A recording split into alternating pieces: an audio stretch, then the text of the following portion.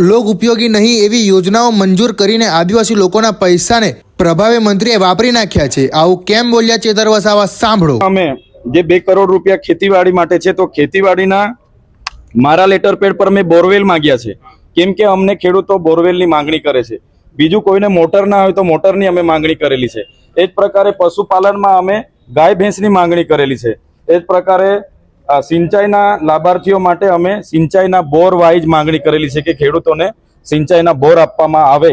એની જગ્યાએ આ લોકોએ એમણે આ ભીખુસિંહ પરમારની સૂચનાથી પ્રવાહી સેન્દ્રિય તત્વ 32 લાખના, સંકલિત જીવાત 11 લાખનું, સંકલિત પોષણ 18 લાખના, કિચન ગાર્ડન એવા ઝટકા મશીન એવા હાવ કામ જે લોક ઉપયોગી નથી એવી યોજનાઓ મંજૂર કરીને બારોબાર એમણે અહીંના આદિવાસીઓના પૈસા વાપરી નાખ્યા છે।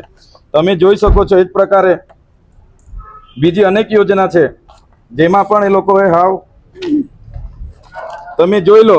આજે શાળાઓની અમે માંગણી કરી તો એ લોકોએ 3D ક્લાસરૂમ, હવે શાળા જ નથી તો તમે ક્યાં 3D ક્લાસરૂમ બનાવવાના છો?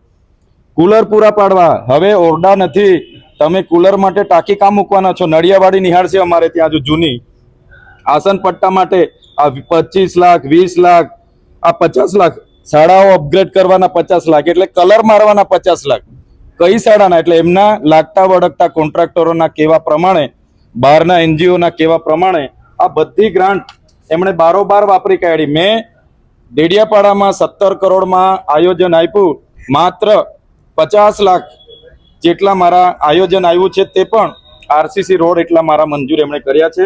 ને બીજું multipurpose shed, learning by doing kit, આ અમારા લોકોને જરૂર નથી। અમારા લોકોને શાળાના ઓરડાની જરૂર છે, આંગણવાડીની જરૂર છે, અમારા લોકોને સિંચાઈની જરૂર છે, અમારા લોકોને શિક્ષણની જરૂર છે, રોડની જરૂર છે। એની જગ્યાએ આ પ્રભારી મંત્રી દ્વારા એમના લાગતા વળગતા NGO એજન્સીઓને સાથે રાખીને નર્મદા જિલ્લાના આદિવાસીના વિકાસ માટેના 60 કરોડ રૂપિયામાંથી લગભગ 45 થી 50 કરોડનું આયોજન એમણે બારોબાર કર્યું છે। એમાં સાંસદશ્રીને પણ ખબર નથી, તાલુકા પ્રમુખે પણ હમણાં કીધું કે મને ખબર નથી। તો આ આયોજન અમને પૂછ્યા વગર કેમ ભીખુભાઈ પરમાર જેમણે પ્રભારી મંત્રીએ કર્યું, એ એક સવાલ છે। આવનારા દિવસોમાં સરકારશ્રીને પણ અમે જણાવીશું અને ઉગ્ર આંદોલન જે લોકોના પૈસા જે વપરાયા છે એને અમે સગે વગે કરવા નહીં દઈએ। આવનારા દિવસોમાં કલેક્ટર કચેરી ખાતે લોકોને સાથે રાખીને અમે ગાંધી ચિંધ્યા માર્ગે ઉગ્ર આંદોલન કરીશું। હવે આ લોકોએ મારી ગેરહાજરીમાં NGO પાસેથી 10-10% ટકાવારીઓ લઈ લીધી છે, એમાં અધિકારીઓએ પણ લીધી છે અને પ્રભારી મંત્રીશ્રીએ પણ લીધી છે। હવે કામ એમનાથી બદલાય એવું નથી। માત્ર એ લોકો મને આશ્વાસન આપે છે, આ 4થી મીટિંગ છે, મને માત્ર બોલાવીને આશ્વાસન જ આપે છે કે થઈ જશે, આજે એક પણ ફેરફાર નથી કર્યો। એટલે ટકાવારી લઈને આ આયોજનો થયા છે, પણ હું સ્પષ્ટ કહેવા માંગુ છું, જે પ્રકારે ભૂતકાળમાં થયું છે, હું આ સમયે અમારા આદિવાસી લોકોના હકના પૈસા એ હું ક્યાંય છીનવવા નહીં દેમ।